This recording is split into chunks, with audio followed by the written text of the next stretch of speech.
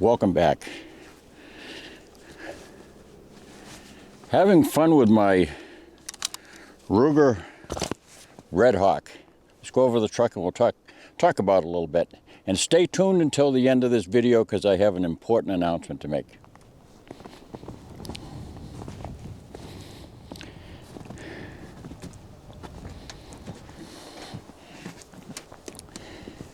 Welcome back. Well, I'm having a little bit of fun on the shortest day of the year, December 21st. And boy, the sun's right there. And this is the middle of the day, high, just a little after high noon. So it's hard to believe. Well, 6 months from now, it'll be the longest day of the year too. So I wanted to present to you this beautiful Ruger Redhawk. You've seen this before in a couple of other videos, but I wanted to take it out today and shoot it with you. So I'll put some of this brass away so it doesn't get lost down in my bumper or something. Got a little bit of soot on it now. This is one fine gun though, very, very accurate. This is a hand-filling gun. I mean, this is a gun a model that has been out since about 1979, 1980 is when Ruger introduced it, and much of it was based upon the 6 series of guns, the Security 6, the Single 6, the Security 6 rather, and it was a revolutionary accomplishment. This particular firearm has no side plate, so therefore the entire grip frame, except for the trigger housing mechanism, is all enclosed. So it gives it great strength. It's a very beefy gun. The cylinder walls are very thick. It lends itself well to any of the most powerful cartridges. This has been chambered in significantly more powerful cartridges than the 44 Magnum as well. But this is a terrific gun. I love it. I especially like this Diamond D holster that I had. This was made up in Alaska. It's a fine rig for a gun this size. Because you really can't draw very efficiently from the waist. Let me show you some of the details of this nice gun. Those of you who have not been that familiar with them or have not seen them, this front sight right here is easily removable. You just depress that button right there with any kind of object, and that releases this front sight. And it has other sights. I think it's a green, a blue. I'm not sure what the other one is. Green, blue, yellow, maybe. I don't know, but different sights that can fit into it. It's got a nicely adjustable rear sight. The action on this is slick as can be. Ruger makes these slick from the factory, but being a Ruger armorer that I am,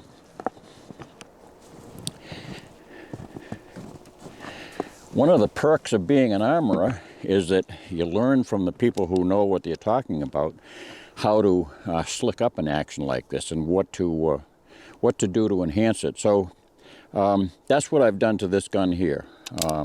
This gun has got an extremely fine, very smooth. You can hear that. There's no intermediate stoppages or anything. Not that there was before, but it's very, very smooth, extremely smooth. The single action on it is just as crisp as can be. It drops just as nicely and quick as can be. Push button cylinder release works beautifully. This gun has got a lot of strength built in. One of the things that borrowed from a Smith & Wesson design that was discontinued in 1915, I believe it was the locking mechanism in what Smith & Wesson calls the yoke and Ruger calls the crane. But Ruger incorporated that locking mechanism in the front of the crane here to enhance its lockup and really stiffen it up. So I've had a lot of fun with this gun through the last few years of ownership. It's been terrific. It's in fabulous condition. Very easy to maintain, easy to take down, like all Rugers are, and very much a delight to shoot.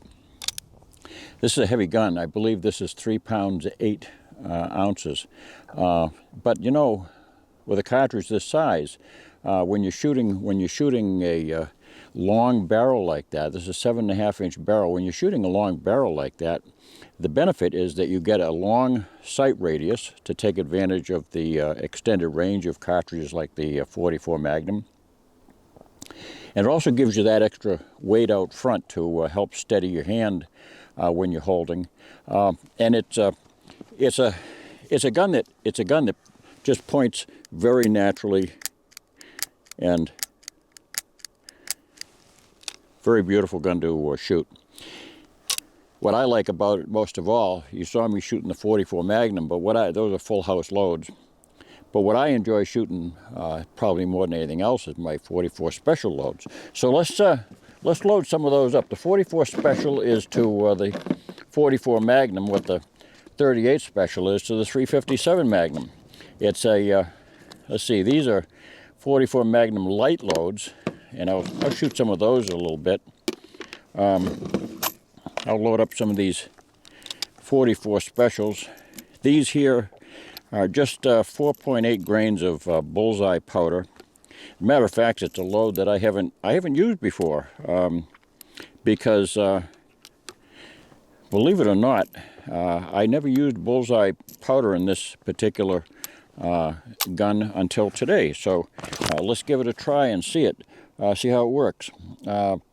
Over the years, I've used, for 44 special loads, I've used red dot powder, HS6, and H110 for the heavy 44 Magnum loads, but bullseye powder is certainly a favorite among handgun shooters. So that's what I'm going to try it with, and see how it goes. Put my hearing protection on, and we'll step over to the range here and do some shooting.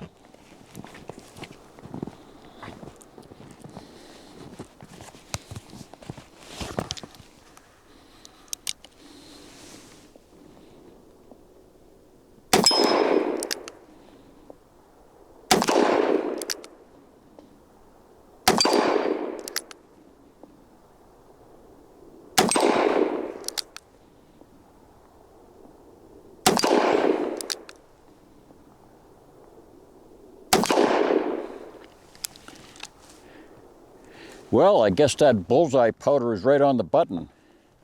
I'm pretty pleased about that. So I've got a 44 Magnum load that shoots like a house of fire, and now I have a load that shoots to the same point of impact out there to that's about 35 yards. So can't beat that. Let's try it with some. I've got some mid-range 44 Magnum loads. They're a little bit in between. And these are my 44 special loads, and these light, I shouldn't call them light loads.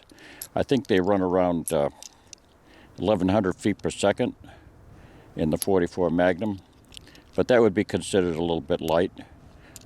These have HS6 powder in them, and these are my own cast bullets. I cast up all my handgun bullets, except for the jacketed ones, naturally. These are very nice bullets. They're a Lee cast bullet, and I just used the Lee liquid lubricant on them. So let's see how these do.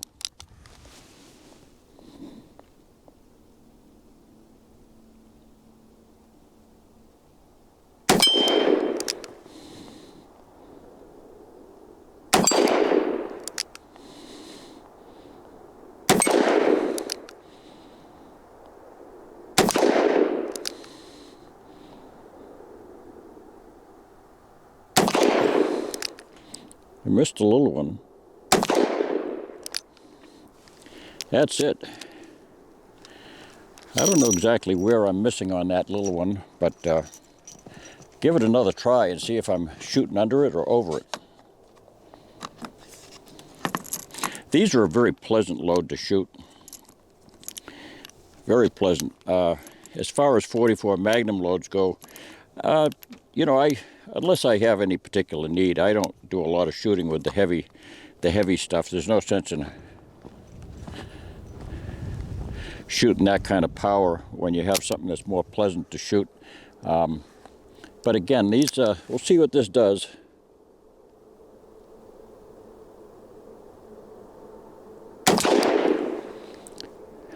I was probably shooting over it. There we go.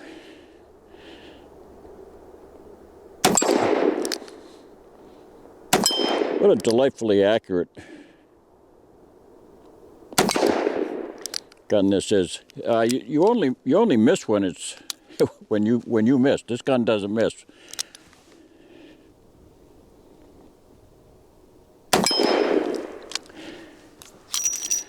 Try a little bit of double action shooting.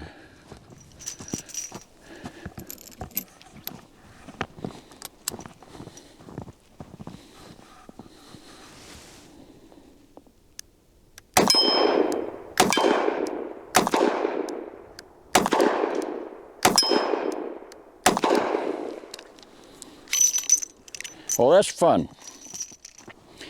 Let's go back over the truck and I'll tell you what the good news is.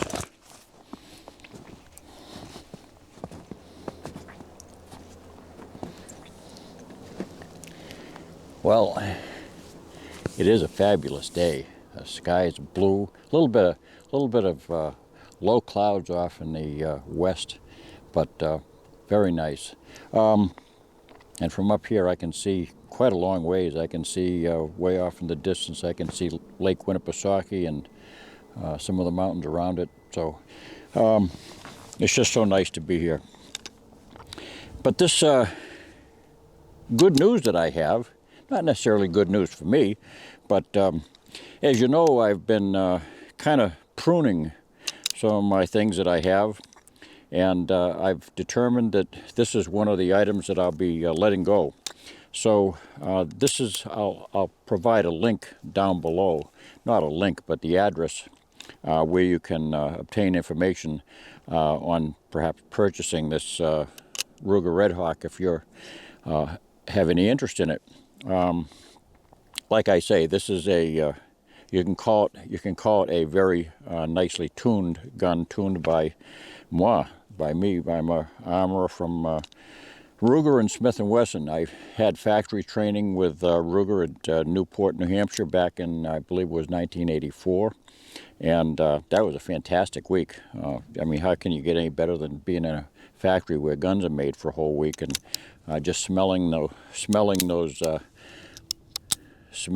cutting oils, and it's just unbelievable. I can't describe it to you. So, this gun has got some fantastic wood grips on it. They're laminated, beautiful color to them. They look like they're possibly rosewood, but this is a very fine gun. And you can see it's sooty from shooting, but the metal is in utterly perfect condition. No scars. Just a nice gun. The best example of workmanship that Ruger ever produced. It's really nice. Smooth, double action, single action, absolutely crisp. No creep, nothing. It just goes off. Very, very strong. You can see inside the heft of this top strap here, and the recoil plate very, very, very, very heavy.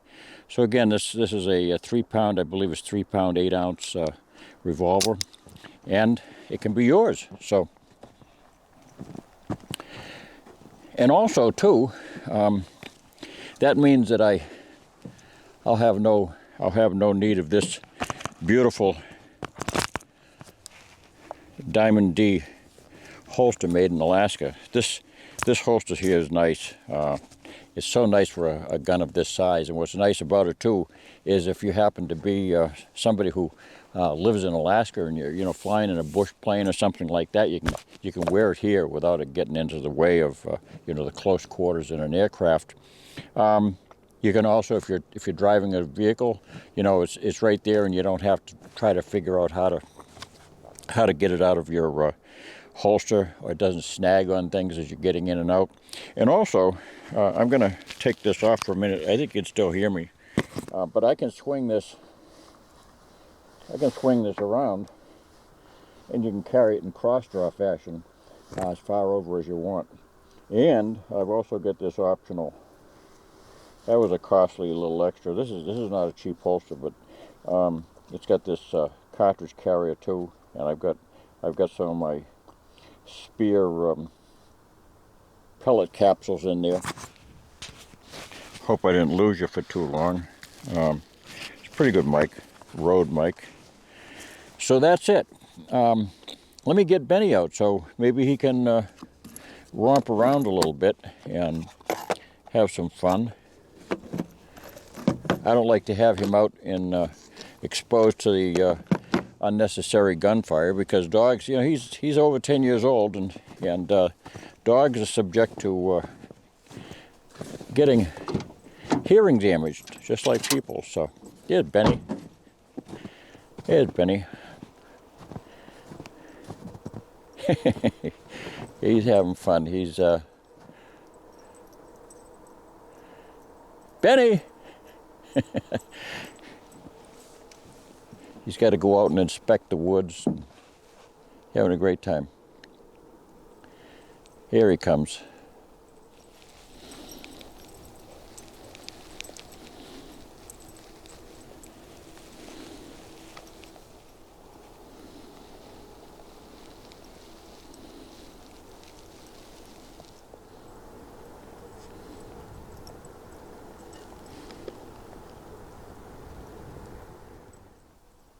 Oh, he's having a great time.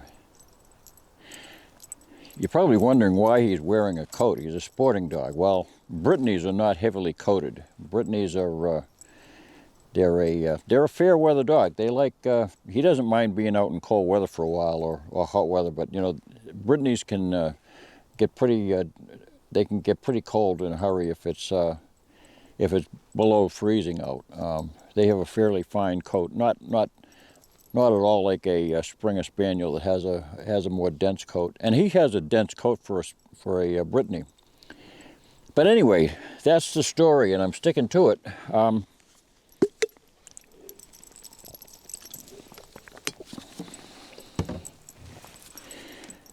So that's the good news. Anybody who might be interested in this gun is welcome to bid on it, and I'll put the holster up separately.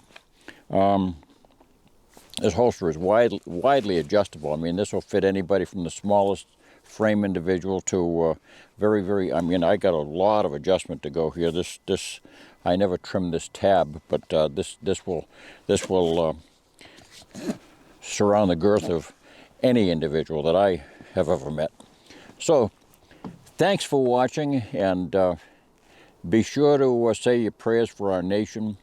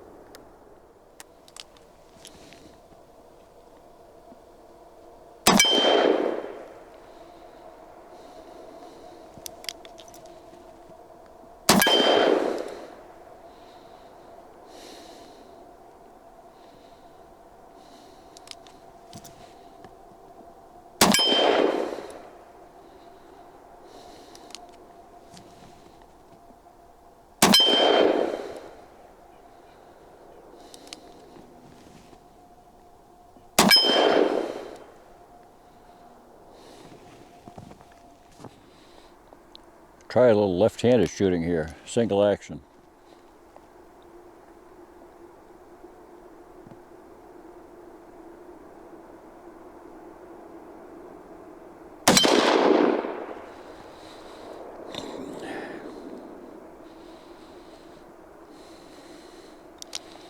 That sets her swinging.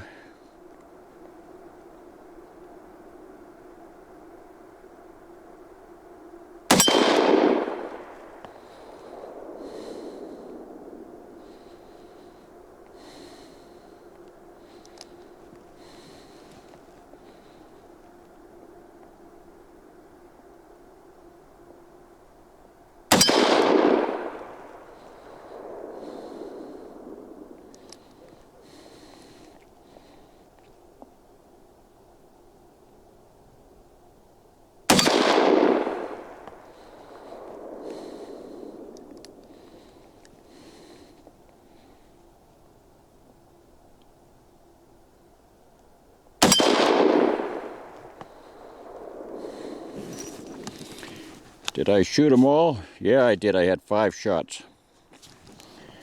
So there we have it. Thanks for watching. Don't forget to subscribe. God bless, and have a very blessed and Merry Christmas and Happy New Year.